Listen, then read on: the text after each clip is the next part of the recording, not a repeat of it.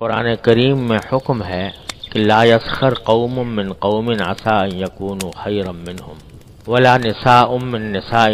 عسى ان یکن خیرا منہن۔ کوئی جماعت کسی دوسری جماعت کے ساتھ ٹھٹا نہ کرے، شاید وہ اللہ کے نزدیک اس سے بہتر ہو، اور عورتیں عورتوں سے تمسخر نہ کریں، شاید وہ ان سے بہتر ہوں۔ تمسخر کے معنی یہ ہے کہ کسی کی اہانت اور تحقیر اور اس کے عیب کا اظہار اس طرح کیا جائے جس سے لوگ ہنسیں یا دل لگی کریں، جس سے دوسرے کو ایذا پہنچے۔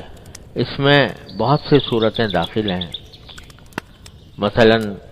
کسی کے چلنے پھرنے، اٹھنے بیٹھنے، بولنے، ہنسنے وغیرہ کی نقل اتارنا، یا قد و قامت، شکل و صورت کی نقل اتارنا، اس کے کسی قول و فعل پر ہنسنا، آنکھ یا ہاتھ پیر کے اشارے سے اس کے عیب کا اظہار کرنا۔ رسول اللہ صلی اللہ علیہ وسلم نے فرمایا کہ جو لوگ دوسرے لوگوں کا مذاق اڑاتے ہیں،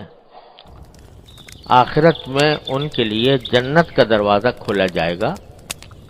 اور اس کی طرف بلایا جائے گا۔ جب وہ سرکتا ہوا وہاں تک پہنچے گا تو بند کر دیا جائے گا۔ اسی طرح برابر جنت کے دروازے کھولے اور بند کیے جاتے رہیں گے، یہاں تک کہ وہ مایوس ہو جائے گا اور بلانے پر بھی دروازے جنت کی طرف نہ جائے گا۔ ایک اور حدیث میں ہے کہ ایک شخص کی ریح صادر ہو گئی، لوگ ہنسنے لگے تو رسول اللہ صلی اللہ علیہ وسلم نے خطبے میں اس پر تنبیہ فرمائی اور فرمایا کہ جو کام تم سب خود بھی کرتے ہو اس سے کیوں ہنستے ہو؟ بعض لوگ ناواقفیت یا غفلت سے تمسخر کو مذاق میں داخل سمجھ کر اس میں مبتلا ہو جاتے ہیں، حالانکہ دونوں میں بڑا فرق ہے۔ مزاح جائز جو آن حضرت صلی اللہ علیہ وسلم سے ثابت ہے، اس کی شرط یہ ہے کہ اس میں کوئی بات خلاف واقعہ زبان سے نہ نکلے اور کسی کی دل آزاری بھی نہ ہو، اور وہ بھی مشغلہ اور عادت نہ بنے، کبھی کبھی اتفاقاً ہو جائے۔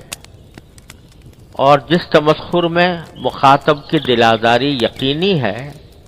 وہ باجماع حرام ہے، اس کو مزاح جائز میں داخل سمجھنا گناہ بھی ہے اور جہالت ہے۔